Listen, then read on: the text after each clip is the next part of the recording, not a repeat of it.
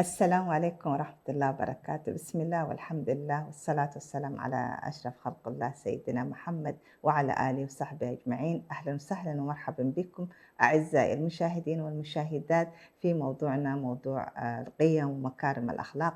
يمكن تناولت في الحلقة الأولى والثانية جزء كبير من هذا الموضوع، واليوم أنا أتحدث إن شاء الله في يعني قيمة واحدة من مكارم الأخلاق، وهي تمثل القيم الشخصية.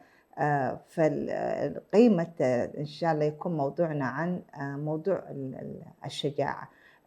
لماذا الشجاعة؟ يمكن لأهمية موضوع الشجاعة. وقبل ما أدخل في أهمية الشجاعة وأنا أخذها من زاوية أو من مبدأ تربوي، دائما نركز على كل موضوع أنه كيف يعني نسقط هذا الأمر وهذه المعاني في أثناء تربيتنا لأبنائنا.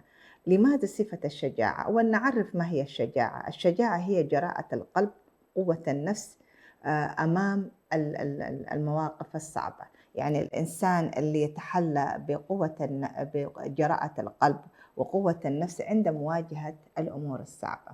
يعني يمكن نحن كثير من الأمور في حياتنا، كثير من الضغوط نمر بها، وأنا كوالية أمر إذا لم أتحلى بهذه الصفة، صفة الشجاعة وصفة اللي هي أستطيع أن أتعامل مع الأمور الصعبة، مع المواقف الصعبة.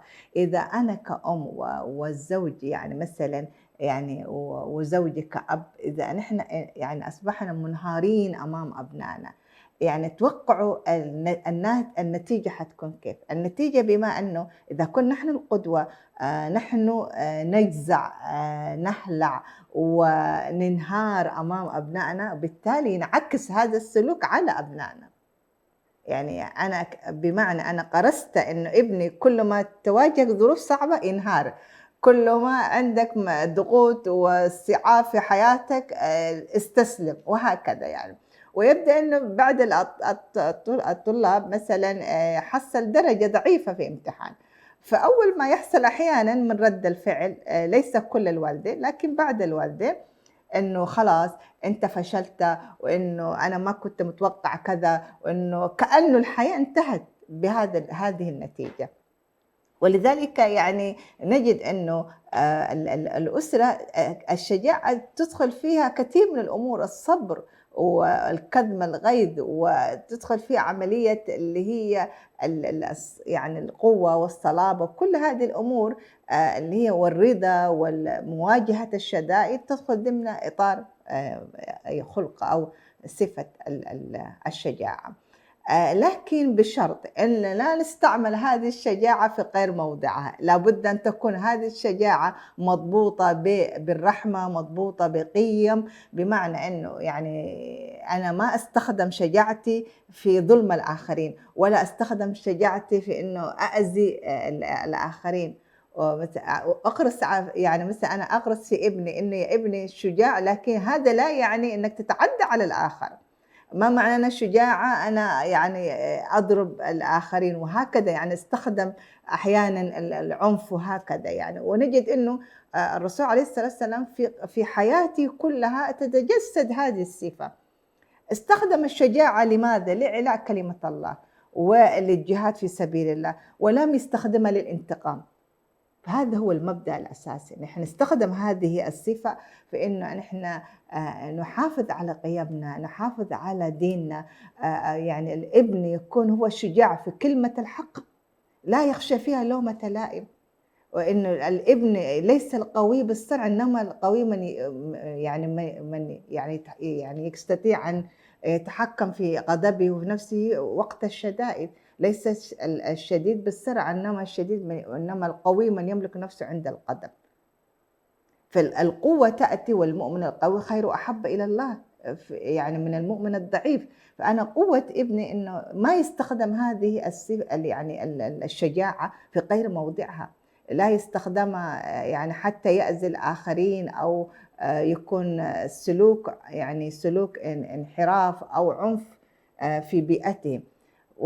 ونأتي الآن، طيب هل نحن كأولياء الأمور هل يحتاج منا أنه نغرس هذه الصفة كما يعني يمكن وضحنا في الحلقات السابقة، وفي بداية حلقتنا، لماذا نحن نغرس هذه الصفة في أبنائنا؟ أولًا لأن الصفة من صفات مكارم الأخلاق، ندع يعني في تحت يعني زي ما يقول يعني ندع خطين تحت صفة الشجاعة، إن هي واحدة من صفات مكارم الأخلاق، والتي بسببها يعني يوفّق الإنسان، يوفّق في ماذا؟ يوفّق في حياته، يوفّق في ذريته، يوفّق سبحان الله في أن يكون محبوب يعني اجتماعيًا.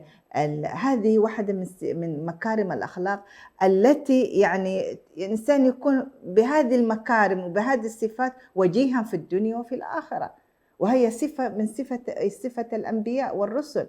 النقطة الثانية، أنا كأم ونحن كأولياء الأمور لماذا نغرس مثل هذه المكارم الأخلاق وخاصة يعني صفة الشجاعة؟ لأنها تحمل الإنسان المسؤولية أمام الجميع، زي ما ذكرت في البداية. إذا كنت أنا تحملت مسؤوليتي، أنا بكل شجاعة أعترف بخطئي، يعني أنا كأم أخطأ، يعني ليس العيب إن أنا أخطأ، لكن العيب إن أنا يعني أنكر هذا الخطأ أو يعني عدم الاعتراف به. الإنسان الذي يعترف بخطئه، والإنسان الذي يعني دائمًا يحسّن من أدائه، يحسّن من يعني من أخلاقه، ويحاول دايمًا يتطور، هذا هو الإنسان القوي، هذا هو الإنسان الشجاع، والإنسان اللي يكون عنده ثقة بالنفس. دايمًا أصحاب يعني الأشخاص اللي يتصفون بصفة الثقة بالنفس، دايمًا تجدهم إنه لا يستحي من أخطائهم، ويكون شجاع إنه يطرح أنا أخطأت، طيب كيف ممكن يعني أصحح هذا الخطأ؟ نقطة أخرى اللي هي دايمًا الشجاع يغتنم الفرص، يعني يعني لمّا يكون في مواقف أيًا كان هذا الموقف في حياتنا، دايمًا الشخص الشجاع يغتنم، يقدم، يعني دائمًا يبادر، يتحمل الصعاب، يتحمل نتائج كل الأشياء.